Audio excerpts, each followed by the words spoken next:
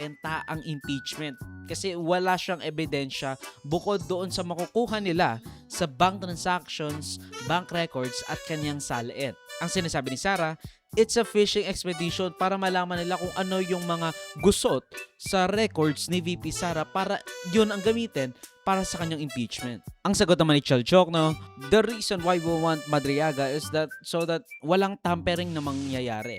Naligtas siya at walang mangyayaring masama laban sa kanya. Pero since na-receive ni VP Sara noong March 5 ang ipinadala ng House Committee on Justice, mayroon siyang 10 araw o 10 calendar days para sagutin lahat ng akusasyon laban sa kanya ahead of the hearing. But since linggo ang March 15, she has until March 16, Monday, to actually give her counter affidavit. Alam nyo, hindi ako sure kay Madriaga kung totoo ba talaga yung sinasabi niya o hindi. The only thing I know is that this is a bit hypocritical kasi again, kay Marcos nga hindi naging sufficient in substance.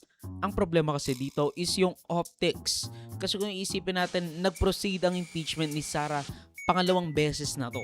Pangalawang beses na na-proceed ang impeachment complaints laban kay Sara. Tapos itong si BBM na sentro or at the very least may kinalaman siguro sa flood control debacle na bilyones ang nasamsam sa Pilipinas.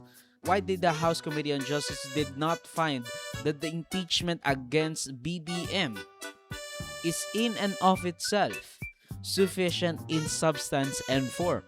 Bakit nila binlock ito bago pa magkaroon ng hearing para kay BBM?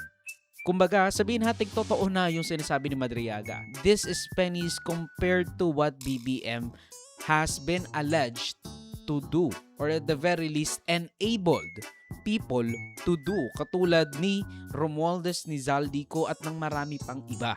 Sabihin na natin hindi niya alam at hindi siya nakakuha ng pera doon.